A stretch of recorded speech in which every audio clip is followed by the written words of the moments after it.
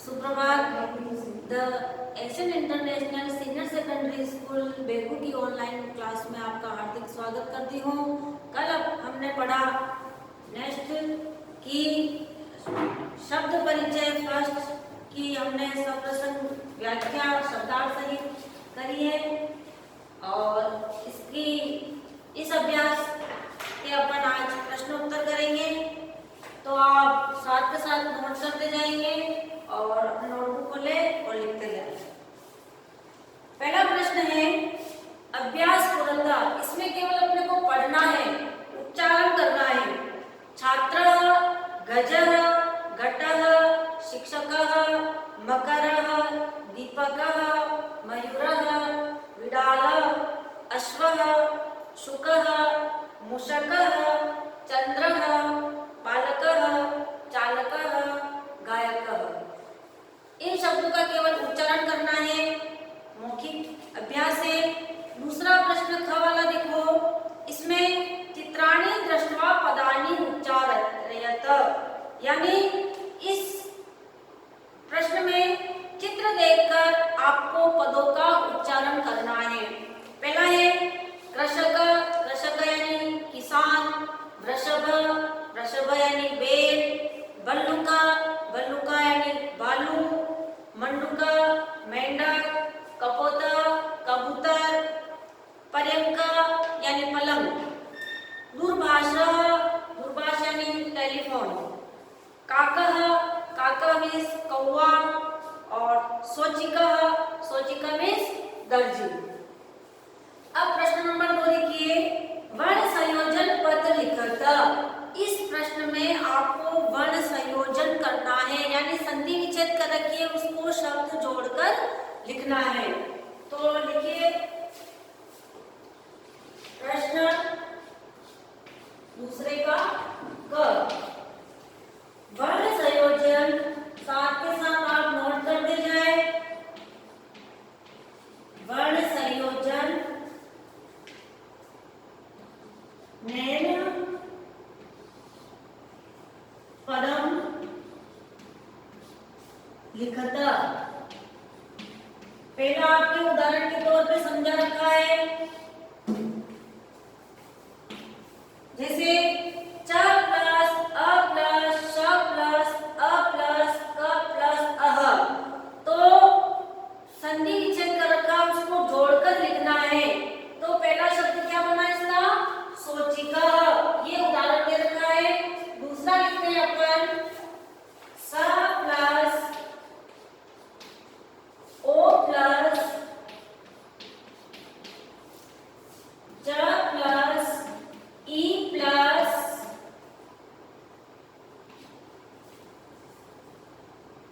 Plus क plus अह। इसका क्या शब्द बनाना है? इन शब्दों को जोड़कर लिखना है। स में ओ की मात्रा, च में ई की मात्रा, क में अह। स ओ सो, क्या बोलेंगे इसको? सो। च ई, च में ई की मात्रा है ची। और क के विसर्ग आ रहा है, तो अपना शब्द बन गया सोचिका। दूसरा है श प्लस उ प्लस न प्लस अ प्लस क प्लस औ। ये संधि विच्छेद है, इसको जोड़ना है। श में उ को बोलो, श के उ की मात्रा लगाकर शु, न में अ न, क के ओ की मात्रा लगाई नो, क के ओ की मात्रा लगाई कौ, तो शु न कौ। क्या शब्द बना? इसको जोड़ा तो शु शुनकौ। छोटा ऊ आ रहा है, तो आपको मात्रा यहाँ पर भी छोटी लगानी है। अगर यहाँ पर बड़ा ऊ होता है तो बड़ी मात्रा लगती। तीसरा है द प्लस आ प्लस व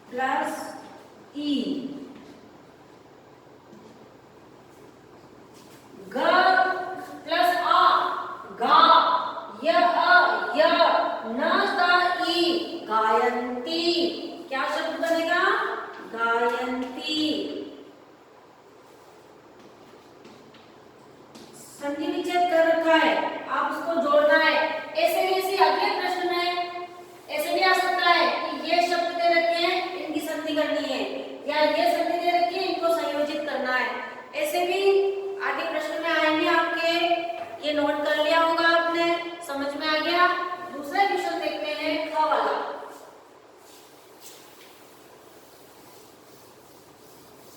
इसी का ख वाला देखो,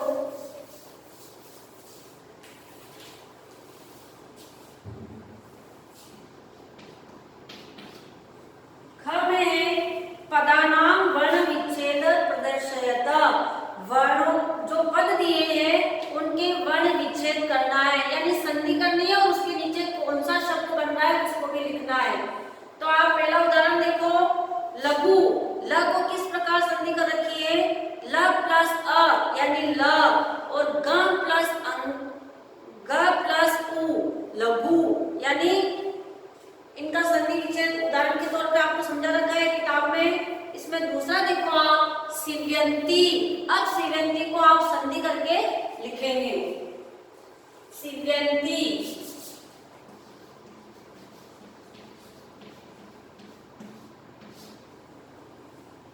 सिव्यंती का आप संधि कैसे करोगे, इसके टुकड़ा करो, सब प्लस ई, क्योंकि बड़ी मात्रा है तो बड़ी ई आएगी, इसको जोड़ के लिखेंगे तो क्या बनेगा, सी। फिर वापस प्लस, अब व्य का टुकड़ा करो, व प्लस य प्लस अ। थोड़ा दूर दूर लिखना ताकि ये अच्छे दिखने में अच्छे लगे। इसको बनाया अपन ने व्य। फिर प्लस टी, त प्लस ई, यानी छोटी ई आ रही है तो छोटी ई आएगी, त प्लस ई बराबर ती। तो आपका ये शब्द बन गया सिव्यति, ठीक है ना। दूसरा है इसी तरह वर्ण। वर्ण शब्द है, इसी के टुकड़े करने, वर्णाह। क्या शब्द है, वर्णाह।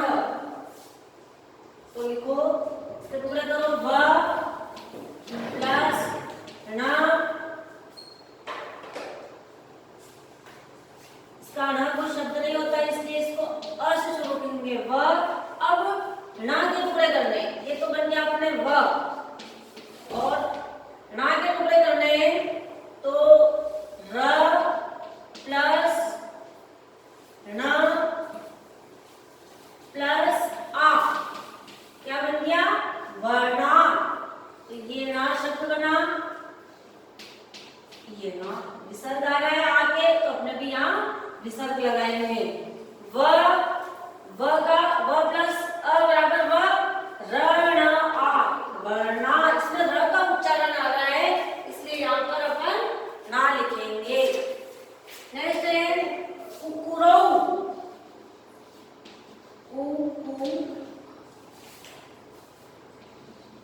रौ, इसका संधि करेंगे, इसकी संधि देखो, का के टुकड़े करो पहले, का प्लस उ, क्या बन गया, कु। ये उ बन गया। वापस इन दोनों के करो, डबल का आ रहा है, प्लस क प्लस उ, क्योंकि इसमें भी छोटा उ आ रहा है तो छोटा उ लगेगा, इसके भी टुकड़े करो और लिखो, तो उ बन गया। फिर अपने को बनाना है रो, रथ प्लस ओ, कुकुरो। इसके भी जैसे टुकड़ा करो फिर उसको जोड़ो, क्या बन गया यहाँ पर, रो। यहाँ विसर्ग नहीं है तो विसर्ग नहीं लगाएंगे। इस तरह से क प्लस उ, कु,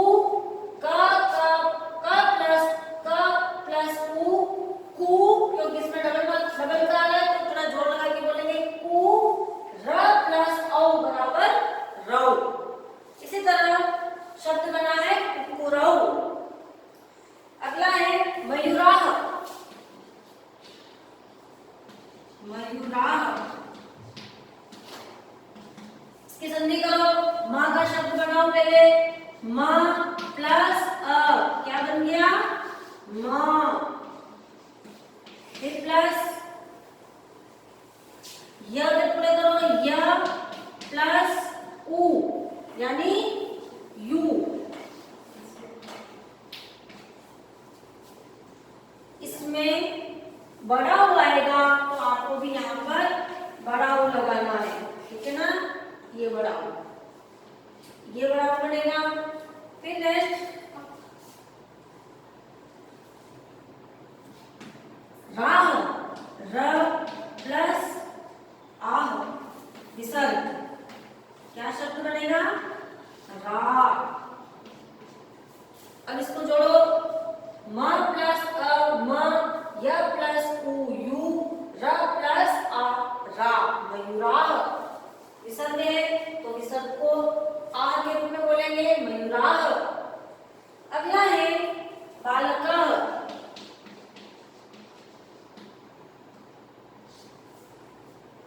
इसके टुकड़े करो ब हलन प्लस आ, ये बना बा, फिर प्लस ल के टुकड़े करो ल प्लस अ, ये बन गया ल, फिर का प्लस आह, ये काह, सॉरी बालकाह,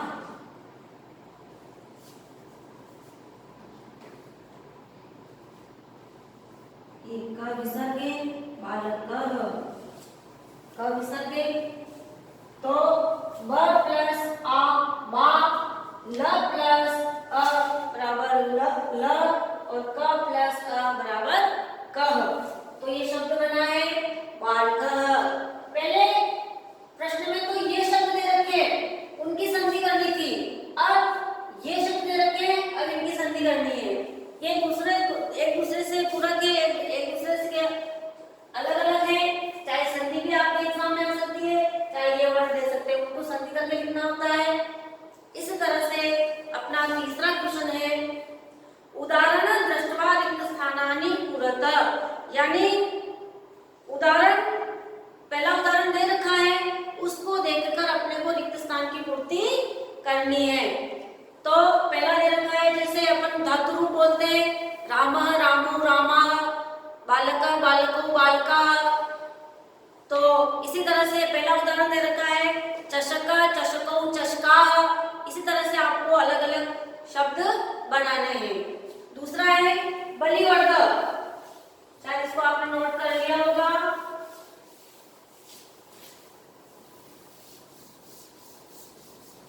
दूसरा शब्द है आपको राम शब्द भी या धातु रूप लकार पढ़ाए जाएंगे और उसको याद करेंगे। इसी तरह से आपको धातु रूप याद होने के बाद कोई सा भी आपको रूप याद हो सकता है, उसी तरह से अपन शब्द बना सकते हैं। दूसरा है इसमें चषकः चषकौ चषकाः, और इसमें आपको रिक्त स्थान में प्रथमा विभक्ति एक वचन रिक्त दे रखी है, दूसरी विभक्ति दे रखी है, द्वितीय विभक्ति में लिख रखा है बलिवर्धौ, दूसरी विभक्ति में क्या लिख रखा है बलिवर्धौ, तो आपको प्रथमा विभक्ति में लिखना है आपको बलिवर्ध। तो मैं आपको यहाँ पूरा सेंटेंस लिखूंगी, उदाहरण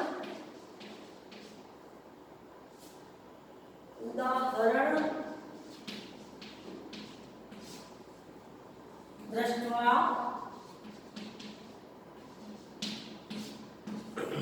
रिक्त स्थानानि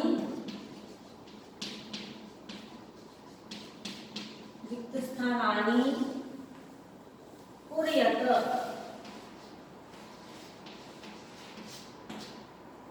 इस तरह से पहला उदाहरण आपकी बुक में लिखा हुआ है, आपको यहाँ लिखने की जरूरत नहीं है।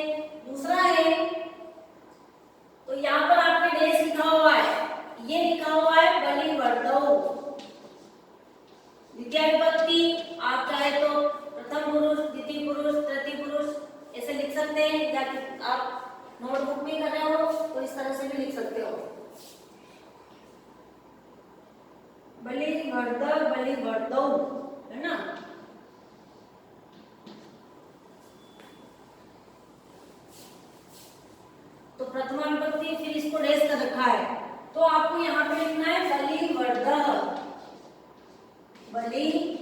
वर्धः, जैसे बालकः, रामः, तो यहाँ पर शब्द आएगा बलिवर्धः, बलिवर्धौ, बलिवर्धाः, बलिवर्धाः।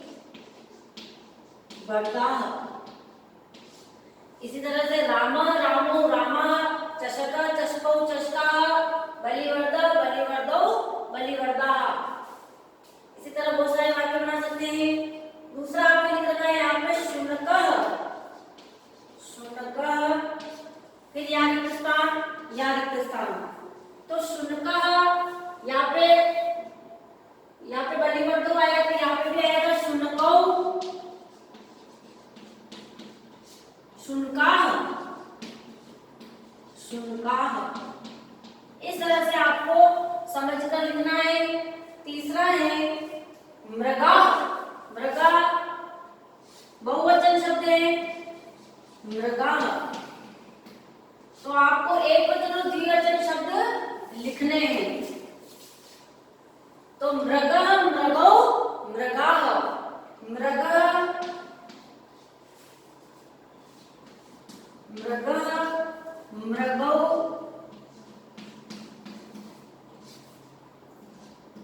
मृगौ और मृगाः। जो मैंने जो अंडरलाइन शब्द कर रखे हैं वो आपको नोटबुक में भी अंडरलाइन करने हैं, क्योंकि फिर पता कैसे चलेगा कि ये शब्द रिक्त स्थान है, क्योंकि ऊपर लिखा हुआ है रिक्त स्थानों की पूर्ति कीजिए। अगला है सोचिकौ, सोचिकौ, सोचिकौ में विसर्ग नहीं है, आपको भी विसर्ग नहीं लगना है। बोलने का भी ध्यान रखना है कि जो विसर्ग लगाना होता है उसको अह का विसर्ग बोलते हैं। तो सोचिकौ डायरेक्ट बोलना आपको सोचिकौ, तो प्रथम एक वचन में होगा सोचिकः, सोचिकः, सोचिकौ, सोचिकाः, सोचिकाः। स्पॉन्डलाइन करना है, स्पॉन्डलाइन करना है। ये शब्द आपके बुक में दिया हुआ है।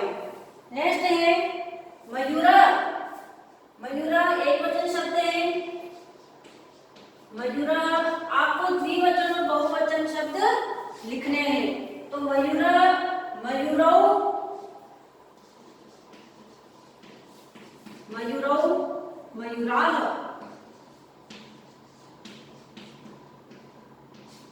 इसी तरह से धातु रूप याद होने पर कोई सा भी शब्द आ जाए उसको अपन लिख सकते हैं।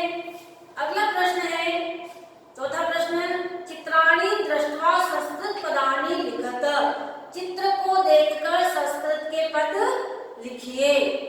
आपके चित्र में आप चित्र देखकर पहचान जाओगे कि ये शब्द ये क्या है, ये पहचान कर बताना है। जैसे आपके चित्र में दिख रहा है हाथी, हाथी को संस्कृत में क्या कहते हैं, वो शब्द यहाँ अंडरलाइन करके लिखना है। तो आप दो शब्द लिख लो, बाकी बाद में लिखेंगे। दो शब्द नोट करो इसके। आप चित्र को देखकर ही शब्द संस्कृत में लिखेंगे, उन्हें हिंदी में लिख दो। संस्कृत पदानि, चित्र में आपको क्या दिख रहा है, हाथी, हाथी को संस्कृत में कहते हैं गज। हाथी के नीचे ही आपको डैश डैश लगा रखा है, उसके नीचे आपको लिखना है गज। दूसरा चित्र है कौवा, कौवा को संस्कृत में कहते हैं काकः। क्या कहेंगे, काकः। तीसरा है चंद्र, ऐसे निशान लगा रखा है चंद्र, तो संस्कृत में चंद्र को चंद्र ही कहेंगे, केवल विसर्ग लगेगा चंद्र। क्या बोलेंगे, चंद्र। तीसरा चित्र है, तो चौथा चित्र है ताला, ताला को संस्कृत में कहते हैं तालः। क्या कहेंगे, तालः। और अगला जो चित्र बना हुआ है वो भालू का है, भालू को संस्कृत में कहते हैं रिक्षः। क्या कहेंगे, रिक्षः। भालू को संस्कृत में कहते हैं रिक्षः। और जो नेक्स्ट चित्र बना हुआ होता है बिल्ली का, अब बिल्ली को संस्कृत में कहेंगे बिडालः। क्या कहेंगे, बिडालः। में आपको याद करने हैं और जो खाली स्थान दे रखे हैं उसमें लिखने हैं और इसी तरह से अपन आगे ट्यूशन करेंगे।